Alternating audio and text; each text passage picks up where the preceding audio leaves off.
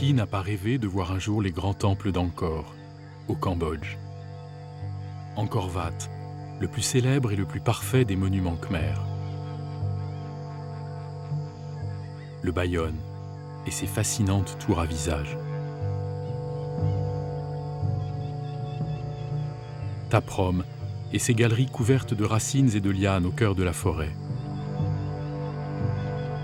Mais au-delà des prodigieux vestiges de pierre d'un empire qui a régné sur l'Asie du Sud-Est entre le 9e et le 15e siècle, dont la capitale aurait compté à son apogée 1 million d'habitants, que sait-on des populations qui vécurent à Angkor? Quelles traces ont-elles laissées? À quoi ressemblait la vie quotidienne et l'organisation de la cité?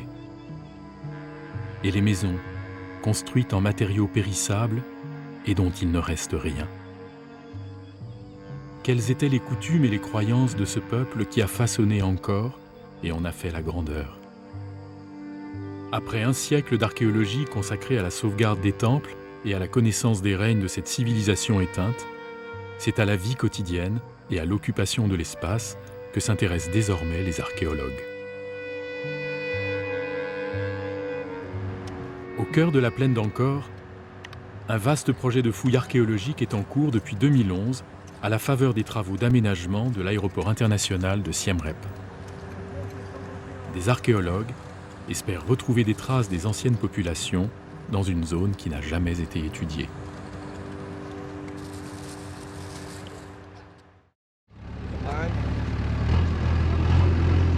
Sous la responsabilité de l'autorité nationale Apsara et de l'Institut national de recherche archéologique préventive, cette équipe franco-khmer a entrepris de fouiller en 5 ans tous les sites qui entourent l'aéroport. Un programme ambitieux, mené grâce au partenariat de Vinci Airports et de sa filiale Cambodia Airports, la société concessionnaire des aéroports du Cambodge, qui finance ces recherches. Sur une zone de 400 hectares, le 100e du parc inscrit au patrimoine mondial de l'UNESCO, les archéologues cherchent des traces d'occupation datant de l'époque angkorienne pour comprendre comment était organisée la grande cité khmer au Moyen-Âge. Sous une chaleur de feu, les ouvriers manient la houe, l'outil traditionnel des paysans khmers, pour dégager du sol des vestiges de temples ou d'anciens habitats.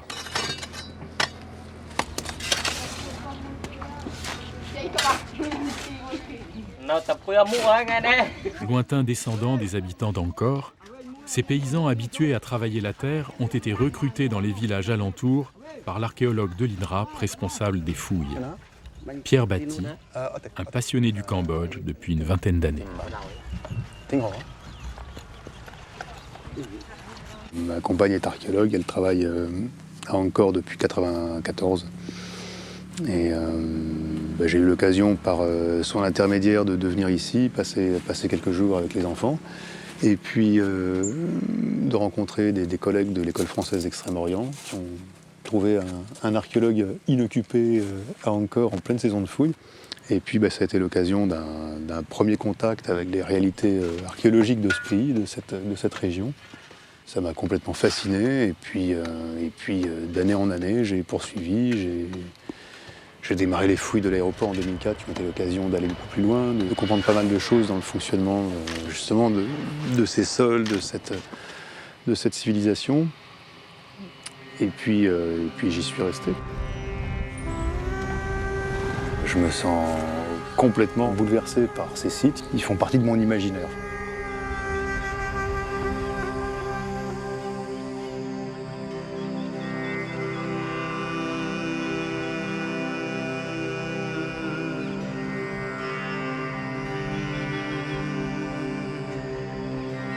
Entre le 9e et le 15e siècle, la civilisation angkorienne rayonne sur toute la péninsule indo-chinoise.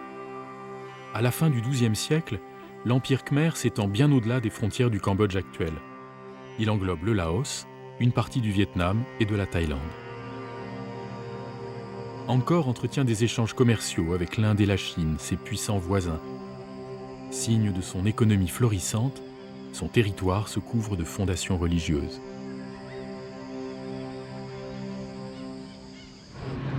La zone de l'aéroport n'échappe pas à ce grand mouvement. et les sites religieux qu'on y trouve sont occupés dès le IXe siècle. Il reste donc le prolongement, c'est la 2000, c'est ça? Pour mener à bien cet énorme projet, Pierre Baptiste est entouré d'archéologues de l'INRAP, venus de France à l'occasion de chaque campagne de fouilles.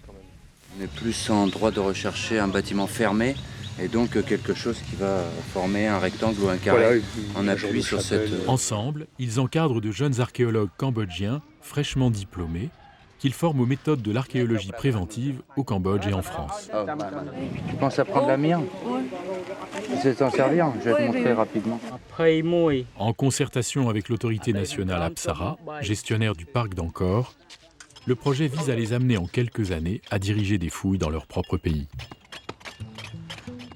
L'une des fouilles majeures du projet concerne le site de Prasat Prey, dont le nom signifie le temple de la forêt.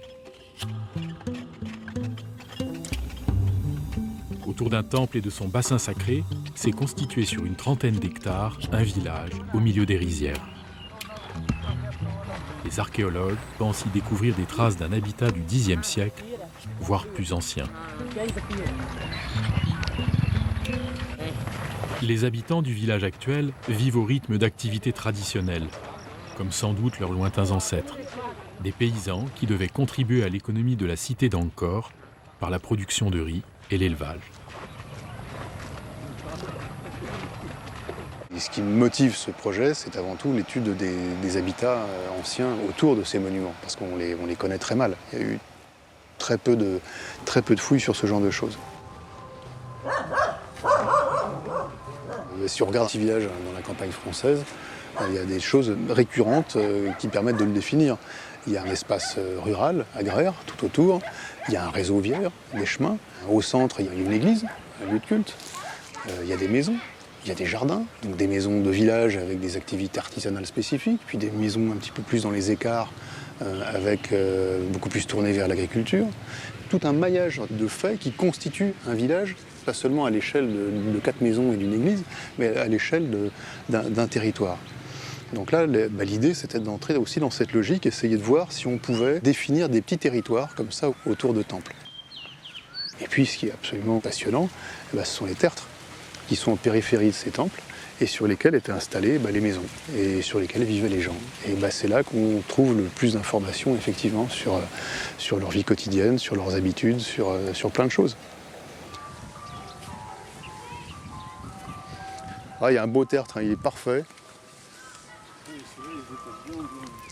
Ah, il est super net.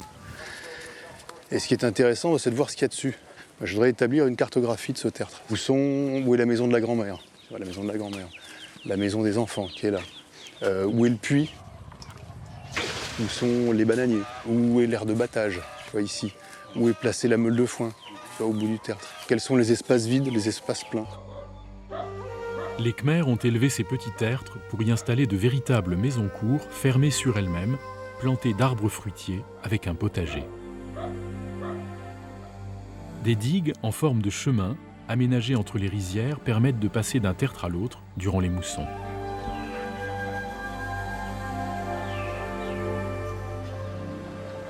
Ces extraordinaires remueurs de terre ont façonné le paysage au cours des siècles. Grâce à leur maîtrise de l'eau, ils ont quadrillé la plaine de digues et de canaux pour irriguer les rizières et assurer le transport des productions et matériaux, tout en surélevant les maisons afin de se protéger des inondations durant la saison des pluies.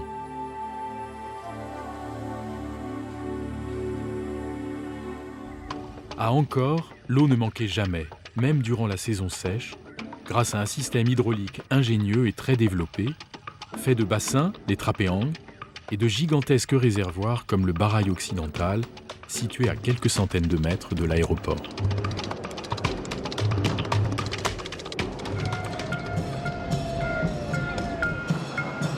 Chaque jour, la piste accueille des milliers de visiteurs attirés par les beautés d'Angkor. Leur nombre est en augmentation constante depuis que la région s'est rouverte au tourisme au milieu des années 90, après des décennies de conflits et de drames.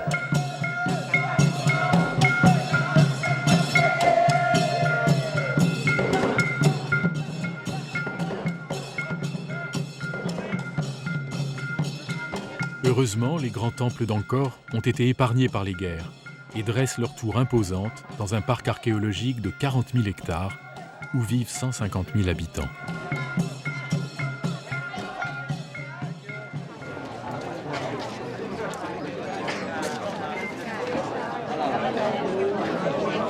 Dès l'aube, la foule se presse à Angkor Wat et dans les temples qui ont fait la renommée d'Angkor. C'est Henri Mouot, un jeune explorateur ébloui, qui en a révélé l'existence au monde occidental au début des années 1860.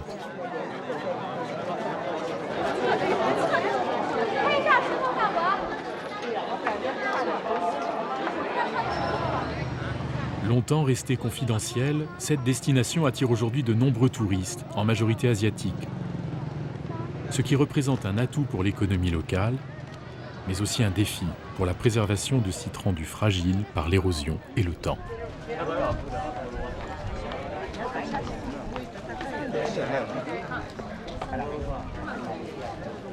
Construit à proximité des grands temples, l'aéroport de Siem Reap tire sa croissance à 2 chiffres de l'augmentation du tourisme et participe au développement accéléré de la région.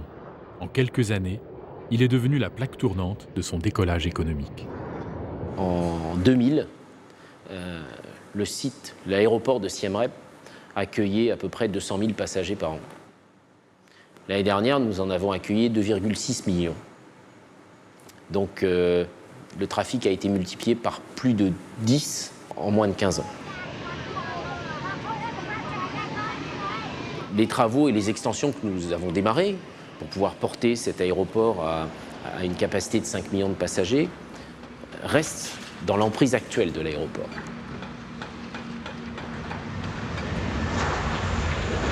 En tant qu'acteur majeur, il nous paraissait tout à fait normal de participer au développement d'Angkor, au développement de la cité et à la connaissance de ce site fantastique.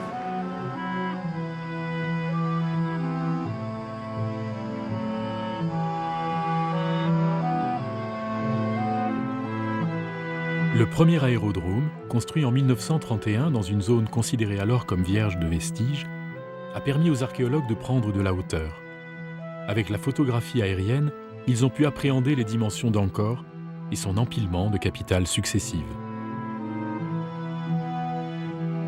En réalité, la zone de l'aéroport est constellée de sites archéologiques. Beaucoup d'entre eux ont été endommagés ou détruits par l'érosion, les pillages et les guerres qui ont meurtri le Cambodge au XXe siècle.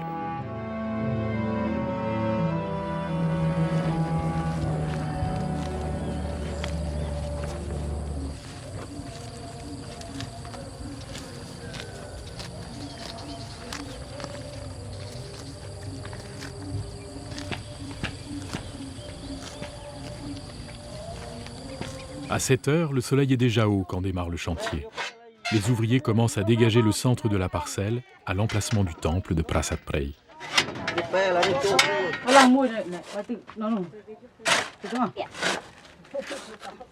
C'est autour du sanctuaire que s'est constituée une communauté villageoise. Étudier sa structure permettra d'en savoir davantage sur son organisation. Sa datation va aussi fournir des indices sur la durée de l'occupation du site. Les temples angkoriens avaient 1, 3 ou 5 tours, voire davantage selon leur importance, mais toujours un nombre impair. Elles n'étaient pas faites pour accueillir une communauté de fidèles, mais les prêtres dédiés au rituel des divinités.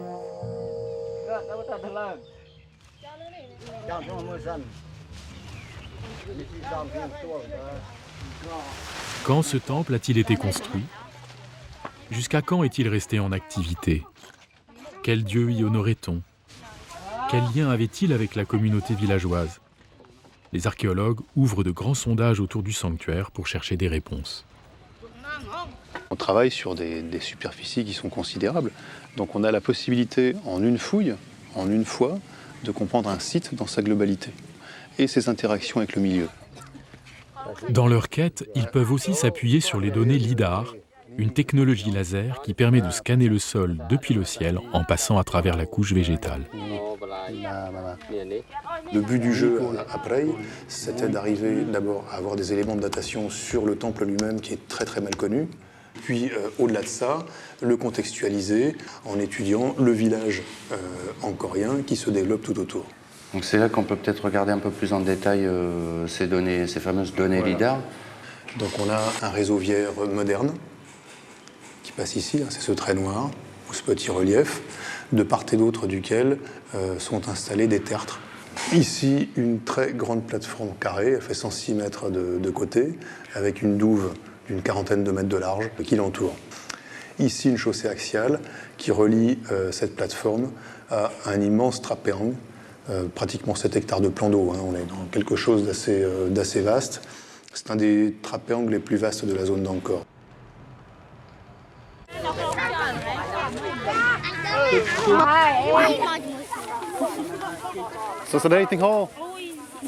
Bonjour les enfants. Alors vous êtes les enfants du village de Phumprey. Et le village de Phumprey, c'est un très très vieux village, très ancien.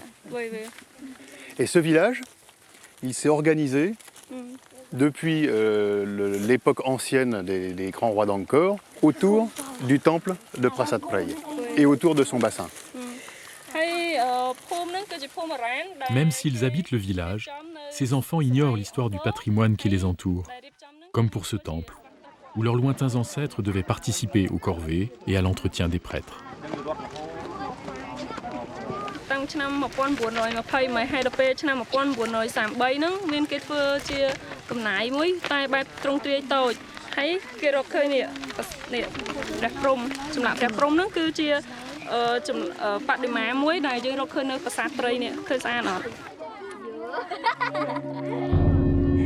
Cette magnifique statue du dieu Brahma à 4 têtes a été découverte en 1933 lors d'une fouille par Georges Trouvé de l'école française d'Extrême-Orient. Cette pièce du début du Xe siècle, sculptée dans le grès dans le style de Bakheng, était enfouie dans le sol au pied du sanctuaire et cassée au niveau des bras et des jambes. Brahma, le dieu créateur de l'univers dans la trilogie hindouiste, devait donc certainement être honoré dans le temple de Prasat Prey. Était-ce le seul dieu auquel on vouait un culte ? Jusqu'à la seconde moitié du XIIe siècle, l'hindouisme est la religion officielle des rois d'Angkor, avec ses 3 divinités principales, Brahma, Shiva et Vishnu. Brahma, le créateur qui englobe toute chose, Shiva qui détruit mais insuffle l'énergie vitale, Vishnu qui protège et préserve l'harmonie du monde. Au Xe siècle, époque où le temple de Prasat Prey était déjà en activité, le royaume d'Angkor a connu de violentes perturbations. Après avoir usurpé le pouvoir, le souverain Jayavarman IV déplace la capitale à Kokher, à 80 km au nord-est d'Angkor. Mais une vingtaine d'années après, en 944, le nouveau roi Rajendra Varman II revient définitivement à Angkor. Il y fait construire son temple d'État, le Prerup, en l'honneur de Shiva et Vishnu.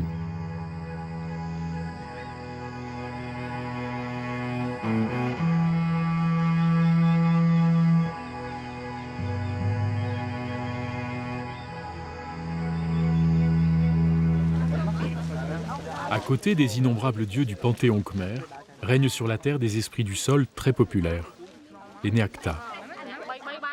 Il faut les honorer sous peine de déclencher des catastrophes.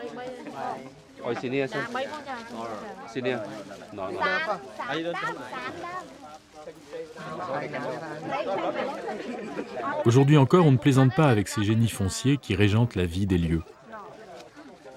À l'aéroport, le personnel, directeur compris, vient régulièrement prier le Neakta local d'aider les avions à se poser sur la piste.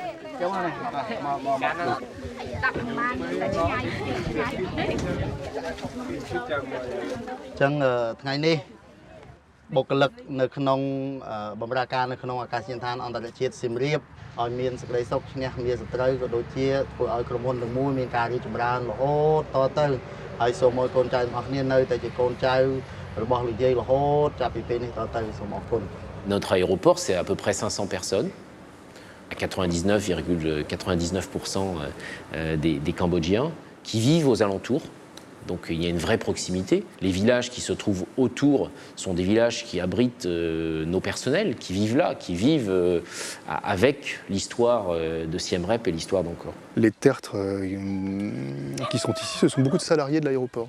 Des gens qui travaillent à l'aéro, à l'entretien, à la maintenance, qui ont... Voilà. Donc ce sont des gens qui ont des revenus fixes, qui sont salariés, qui n'ont pas besoin de s'appuyer sur une culture vivrière. Alors que sur ces tertres-là, qui sont évidemment beaucoup plus anciens, la maison ne se résume pas à la maison en tant que telle, c'est une maison cour qui permet de développer une économie vivrière, familiale, en parallèle à une économie basée sur la monoculture du riz. Et les gens habitaient là pour pouvoir cultiver leur rizière. Alors est-ce que c'était leur rizière ou celle d'un maître de la terre, d'un dignitaire? Et finalement, pour survivre au milieu de cet espace d'agriculture quasiment industrielle, il faut développer une économie de village sur tertre.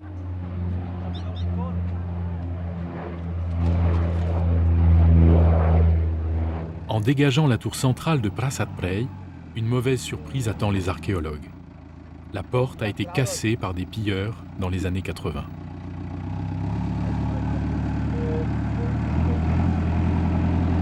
Un tractopelle est nécessaire pour retirer les éléments en pierre, colonnettes et linteaux qui se sont effondrés à l'intérieur.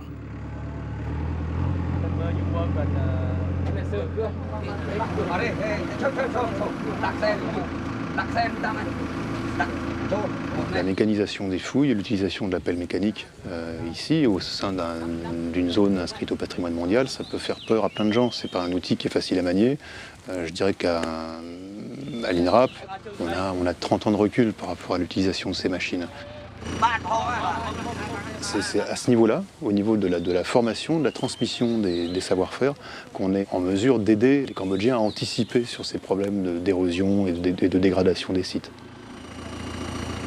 C'est la première fois qu'elle bouge depuis 80 ans, à peu près jour pour jour. C'est marrant, hein. Surtout, on va pouvoir voir l'autre face.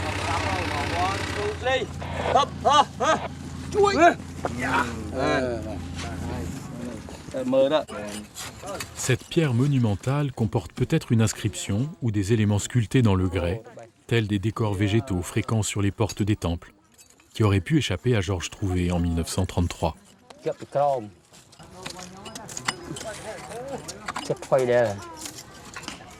Mais l'attente de l'équipe est déçue. Linteaux et colonnettes sont vierges de toute décoration.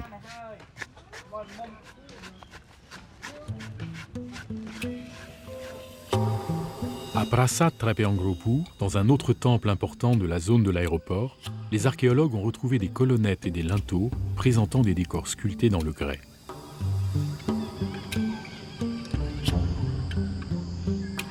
Les briques ayant servi à la construction des sanctuaires ont disparu, volées au fil du temps, mais les portes sont restées en place.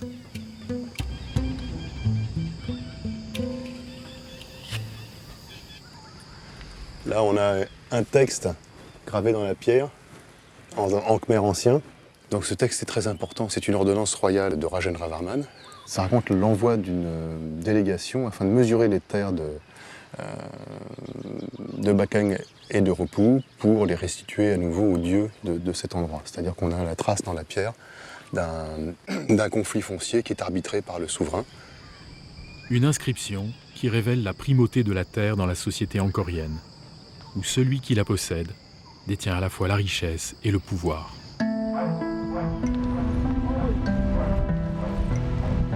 Pour se rendre au chantier, les archéologues traversent des villages construits à proximité des temples. Ici, passé et présent se mélangent, au point de se confondre parfois. À Prasat Prey, les archéologues ont découvert les vestiges d'un deuxième sanctuaire, au nord. Mais à l'emplacement prévu pour son symétrique, ils ne trouvent qu'un caisson vide, en sable. Et pour cause, la troisième tour prévue n'a jamais été construite. Rares sont les monuments terminés au Cambodge. On a beaucoup de temples inachevés, même les plus fabuleux, les plus célèbres. Il y a un moment où les travaux sont arrêtés. Hormis les raisons économiques, un changement de règne peut aussi interrompre la construction d'un temple, comme au Takeo, un temple d'État, auquel les archéologues donnent aussi le nom de temple-montagne en raison de leur élévation. Ces travaux se sont arrêtés à la mort de Jayavarman V, le souverain qui le faisait construire à la fin du Xe siècle. Dédié à Shiva, le Takeo est resté inachevé, au stade du gros œuvre, mais tout de même fonctionnel. Il est brut de construction, quoi. C'est un chantier. C'est un chantier abandonné. C'est absolument flagrant. L'arrêt de chantier, à droite, les moulures ont été taillées. Et à gauche, les blocs sont bruts. Tous les retraits sont à faire. Ça, c'est particulièrement flagrant.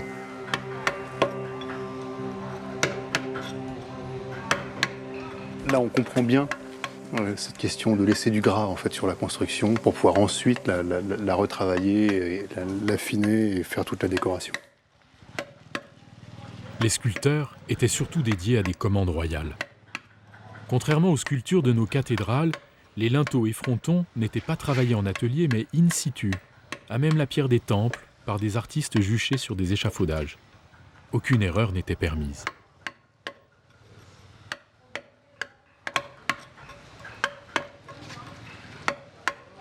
Leur maîtrise du relief et du mouvement des corps suscite aujourd'hui l'admiration des sculpteurs rassemblés au sein d'Artisans d'Angkor, une entreprise sociale qui participe à la renaissance de l'art khmer en formant des jeunes issus des villages alentours. Munis d'outils traditionnels, ils cherchent à retrouver les gestes ancestraux qui ont produit ces chefs-d'œuvre.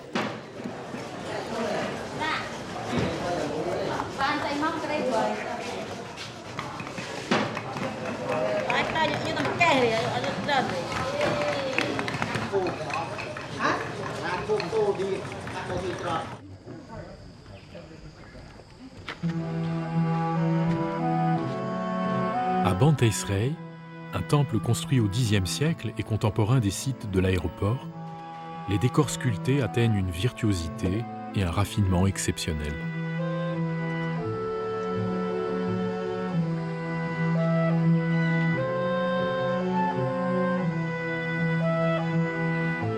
Les scènes représentées exaltent rois et divinités, sans rien montrer de la vie des populations, comme dans presque tous les temples d'Angkor. Mais au Bayonne, le temple-montagne célèbre pour ses tours à visage, des bas-reliefs dépeignent la vie des gens ordinaires.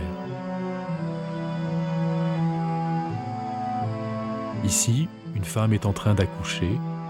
Là encore, un chasseur bande son arc, tandis que deux buffles se reposent à l'ombre d'un arbre. Des hommes font cuire des brochettes, d'autres emportent du riz sur des plateaux. Au-dessus, des pirogues et des poissons nageant à travers les arbres évoquent le Tonlé Sap, un lac immense et poissonneux près duquel s'est développée la civilisation angkorienne.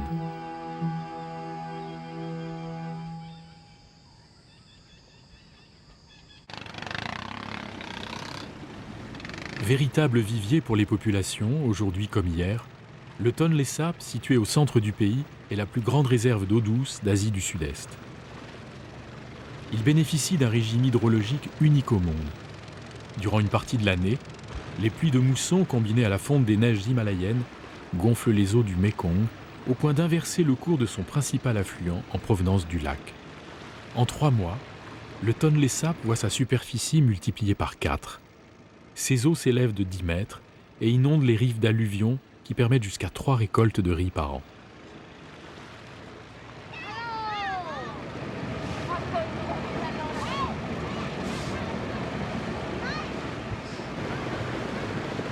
Bien avant l'époque angkorienne, des villages de pêcheurs se sont établis sur les rives du lac, véritables réservoirs à protéines.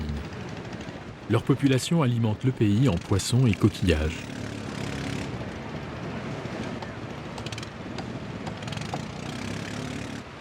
Depuis les temps anciens, ces villages sont construits sur pilotis pour faire face à la montée des eaux, comme à Kompong Klang.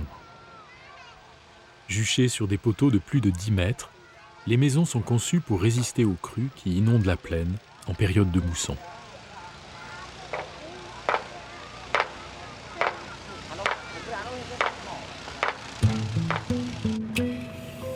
On comprend que les rois d'Angkor aient choisi d'installer leur capitale près de ce lac miraculeux, dans une plaine baignée par des rivières jamais à sec, provenant du Phnom Kulen, le plateau rocheux qui ferme la plaine à l'est.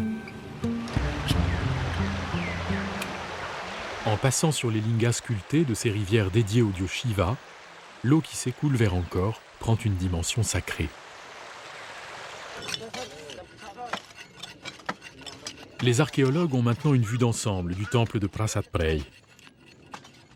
La fouille a permis de dégager des plateformes en briques sur lesquelles des trous de poteaux indiquent l'existence ancienne de temples en bois.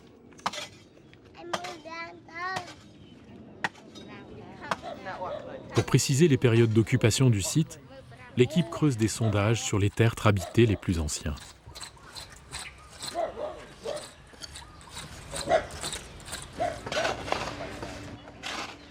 Alors les premiers éléments de datation qu'on a au niveau du temple sont plutôt début 9e.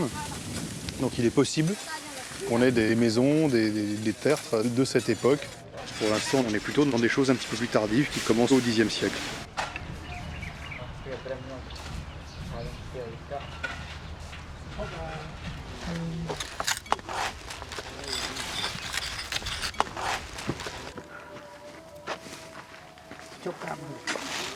Ah, voilà des beaux petits grès.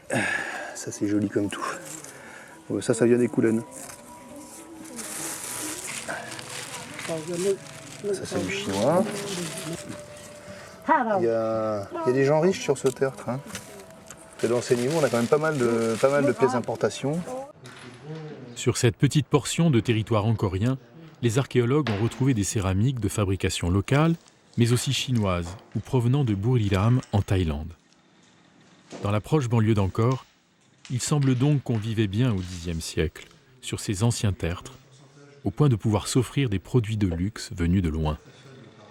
Donc l'étude de la céramique, ça va nous permettre de dater évidemment les couches, mais également d'essayer de comprendre le commerce des céramiques, comment est approvisionné le site d'Angkor, et de voir qu'à une certaine époque, les ateliers locaux semblent avoir disparu et que finalement ce sont des ateliers qu'on dit provinciaux qui viennent alimenter le site d'Angkor. Là, au contraire, à force de patience, Armand Desbas a réussi à reconstituer le vaisselier d'Angkor d'une diversité de formes très grande, liées aux usages et aux ateliers qui les fabriquaient.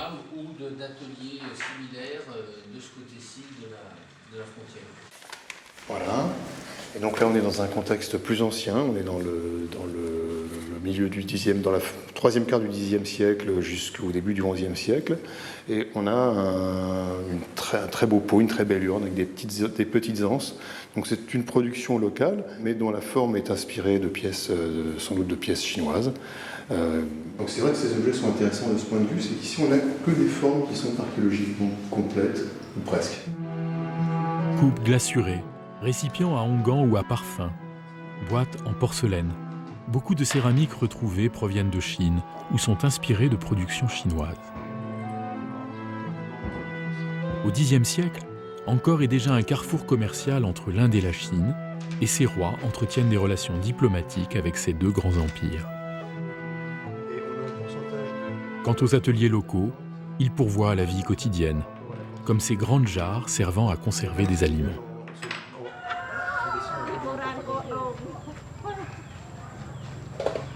Faites en matériaux périssables, tout comme aujourd'hui, les maisons angkoriennes devaient être adaptées aux conditions de vie locales.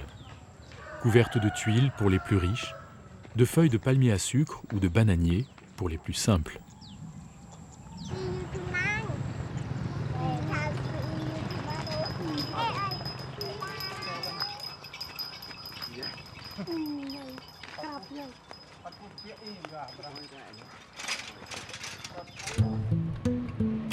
Sur le site d'habitat de Tuol Talo, les archéologues ont réussi à reconstituer les plans de maisons angkoriennes à partir de trous de poteaux correspondant à l'empreinte en négatif d'habitations sur pilotis.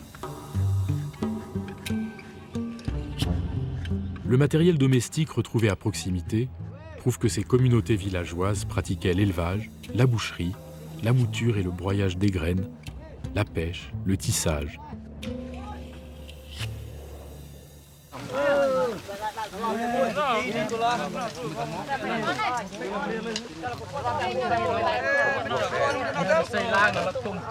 Sur un site de consommation, et comme peut l'être un habitat, on va trouver des objets qui se rapportent à la vie quotidienne et qui sont par exemple ces couteaux.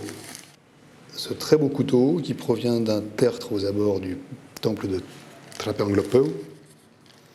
Et puis un autre exemple, on voit cette gangue là autour qui ne correspond pas à un paquet de rouille encore accroché à l'objet, mais en fait à la minéralisation d'un objet en matière périssable qui contenait le couteau. C'est un couteau qu'on porte sur soi. Et un objet qu'on porte sur soi, c'est un objet personnel. Donc ça, on entre également dans quelque chose de plus intime. Ça provient d'un temple. Ça, c'est un rasoir. Un petit rasoir pour se raser le crâne. Voilà. Donc ça, c'est une forme typique. On est certain de la manière dont cet objet a été utilisé.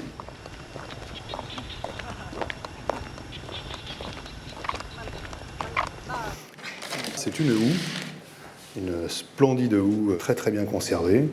Et donc c'est l'outil de base avec lequel on a cultivé depuis des temps très lointains toute la campagne à Angkor.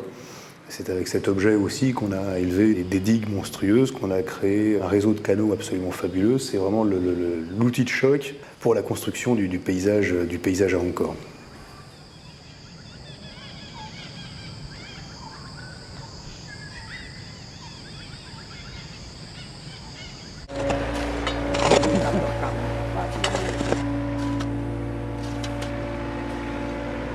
Sur la plateforme du temple, les archéologues font une découverte inattendue liée à l'histoire du sanctuaire.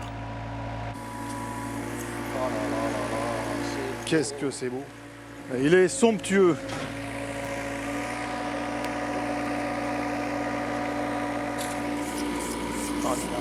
C'est un peu la beauté. Oh là là là là.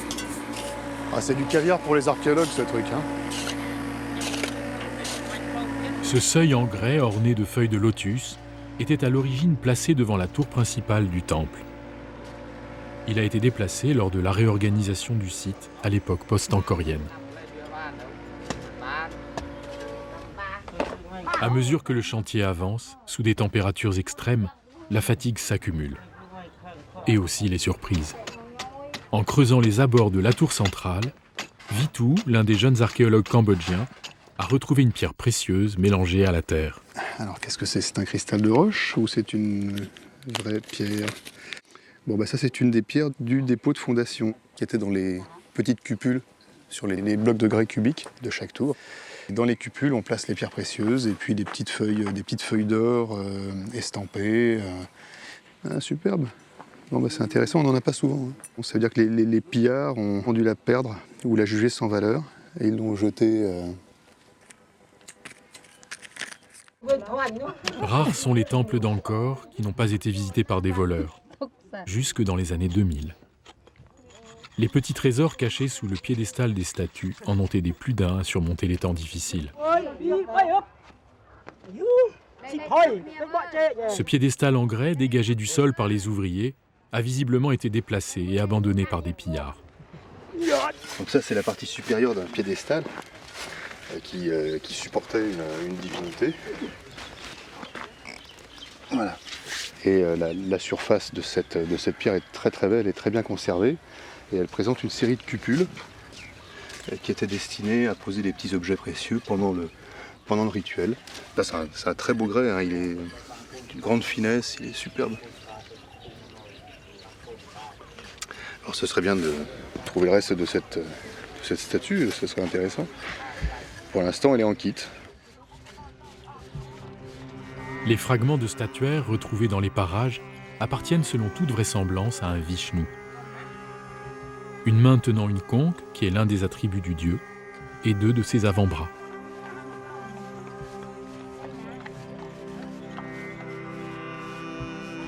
Un Vishnu s'ajoutant à une statue de Brahma, tout indique que plusieurs divinités ont été honorées dans ce temple tout au long de sa période d'activité.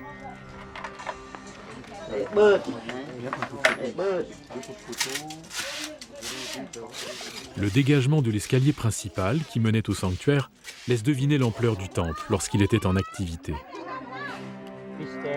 Dans un ancien trou de poteau, comblé après son abandon à l'époque post-angkorienne, une petite urne funéraire avait été déposée.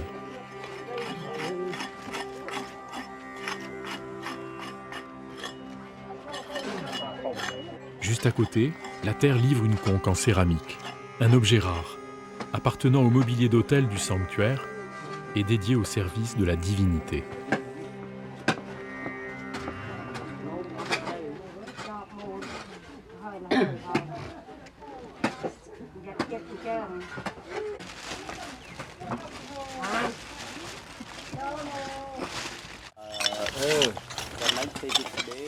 Le dernier jour des fouilles, une ultime surprise attend les archéologues. On vient de découvrir ces blocs de grès, cette maçonnerie en grès, donc des blocs magnifiques, là, et qui semblent bien correspondre à un dispositif de fondation en place. Donc on va le dégager et puis ensuite on va rentrer dedans, voir si on trouve le dépôt, quoi. Il est rare de tomber sur l'un de ces petits trésors, très prisés par les pilleurs de temples. En 100 ans d'archéologie angkorienne, quelques dizaines seulement ont été retrouvés presque intacts. Malheureusement pour les archéologues, le centre de la maçonnerie ne contient rien. Mais, en soulevant les blocs, ils restent stupéfaits de ce qu'ils découvrent. Des feuilles d'or et d'argent, finement estampées, ont été cachées sous le grès.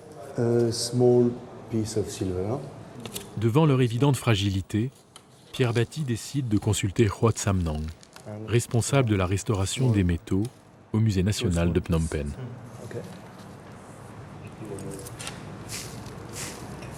Les feuilles d'argent en particulier se sont littéralement soudées au bloc qui les recouvrait.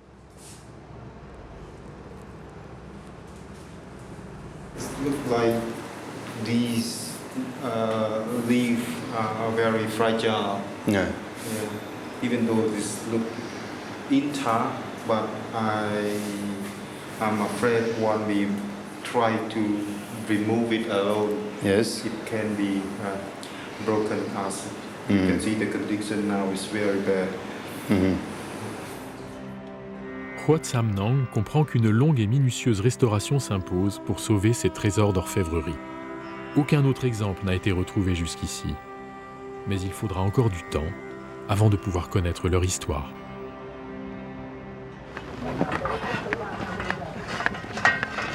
Cette campagne de fouilles s'achève juste avant l'arrivée de la mousson. Des pluies diluviennes vont bientôt inonder les rizières. Pour ces ouvriers, la fin du chantier signifie le retour à leurs conditions de paysans. Leur salaire va leur permettre de tenir une partie de l'année en attendant une prochaine campagne de fouilles.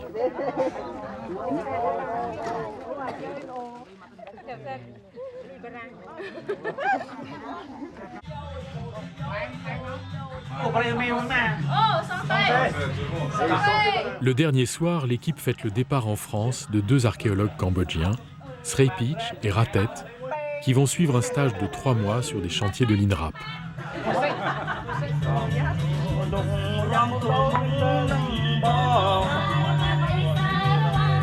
Ouais, j'essaie de suivre.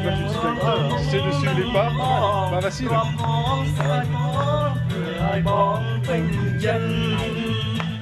Donc dans les champs autour, il y a eu des prospections. Pour ce premier voyage, loin de chez eux, ils découvrent l'hiver, la campagne française, et participent à des chantiers de fouilles préventives dans plusieurs régions. Qui n'ont rien à voir les uns avec les autres.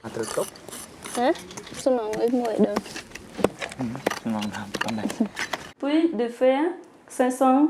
Leur séjour se termine par une conférence sur les fouilles de l'aéroport, donnée aux archives départementales des Deux-Sèvres. Pour savoir les sociétés khmer, il y a des vendeurs et des clients qui sont en train d'acheter des marchandises au marché. On a des femmes qui tenaient le panier dans la main.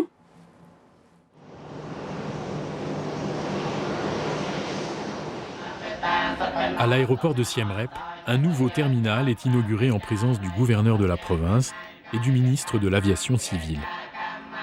Conformément à la tradition, des moines bouddhistes sont venus prier et bénir les lieux.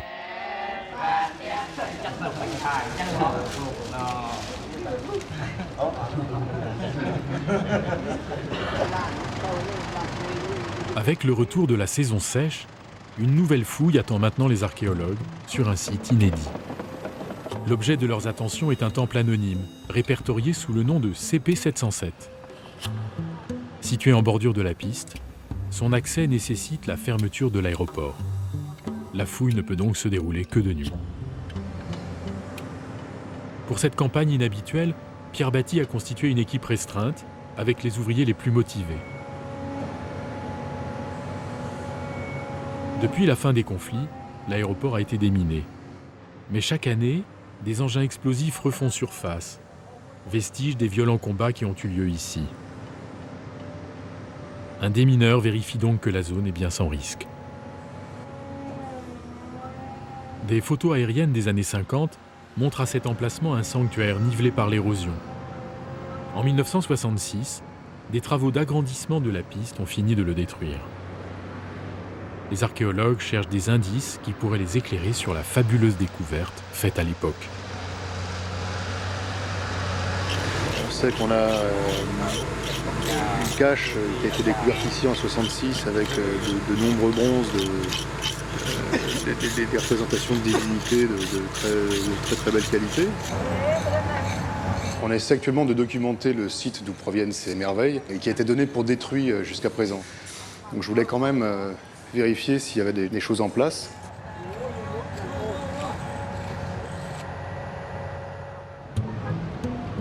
C'est à Phnom Penh, la capitale du pays construite sur les bords du Mékong, que ces bronzes sont conservés aujourd'hui parmi les trésors de l'art khmer au musée national.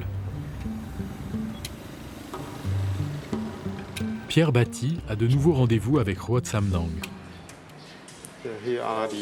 Une partie de la collection est conservée dans les réserves et il espère glaner des informations utiles pour sa fouille. 8 more still in the gallery. We will work on that later. This is the head. Yes. Okay.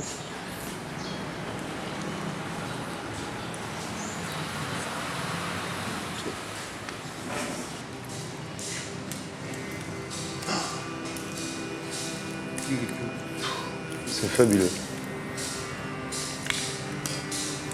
C'est absolument fabuleux. Voilà, c'est le trésor de l'aéroport.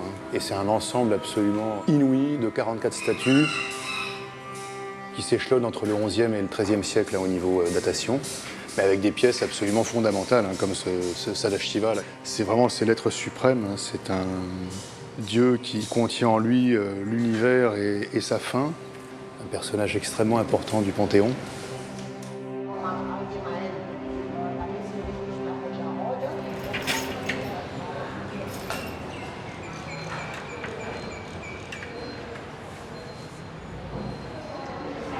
Absolument superbe. Voilà, c'est sur l'épaule ici et sur l'avant-bras gauche qu'il y a les impacts de coups lorsque la pièce a été découverte accidentellement par les ouvriers de l'aéroport. Donc en fait, elle devait être dans la partie supérieure du dépôt, comme le Ganesha qui a un coup sur la trompe. Et en fait, ce sont ces premières pièces qui ont alerté sur la présence d'une masse de métal dans ce comblement. L'espoir de retrouver d'autres statues anime en secret les archéologues, même si le but de la fouille est d'abord de rechercher des traces de l'ancien temple. À l'emplacement probable du sanctuaire détruit, des vestiges d'occupation confirment qu'ils ont tapé au bon endroit. Ah, ça sent. Tiens, si tu veux prendre, parce que... Mais là où ils s'attendaient à trouver les restes d'un temple, ce sont des quantités inattendues de céramique qui apparaissent et qu'ils dégagent du sol. C'est un fragment de réchaud. Il faut imaginer 3 pointes opposées, il y a le feu, enfin la braise au milieu, puis on pose les gamelles dessus.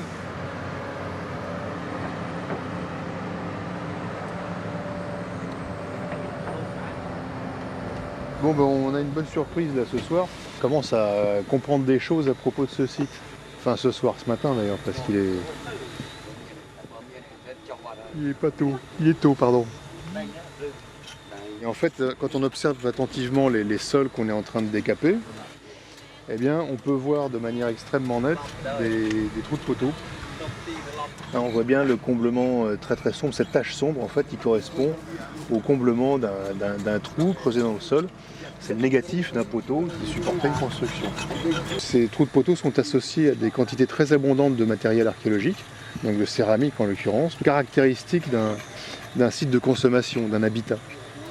Et donc ça nous renvoie à la fouille qu'on a faite en 2011 et 2012 à 900 mètres d'ici, à Tjoltalo, où on avait exactement la même configuration, c'est-à-dire un temple occupé du milieu du 10e jusque probablement au début du 11e, et qui ensuite est démonté et complètement réoccupé pour installer un habitat.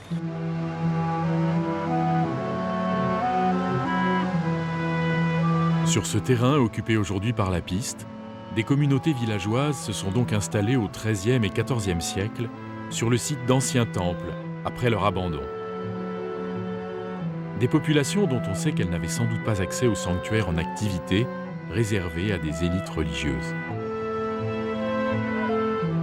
Une découverte imprévue et encore fragile, qui pose de nouvelles questions sur les liens existants entre les communautés villageoises et les fondations religieuses.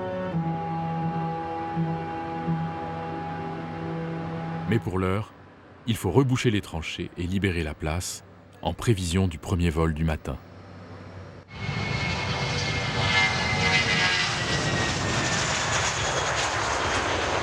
En marge des grands temples qui concentrent l'attention des touristes, la cité d'Angkor ressurgit peu à peu des archives du sol.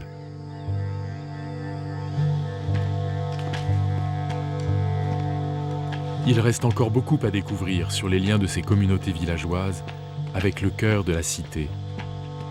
Mais ces fouilles ont déjà permis d'apporter un éclairage précieux sur la vie quotidienne à Angkor.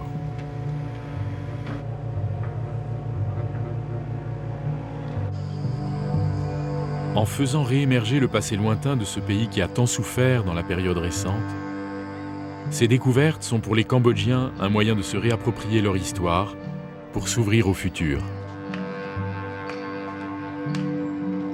Un futur qui passe par la préservation d'un patrimoine archéologique exceptionnel et un développement économique durable.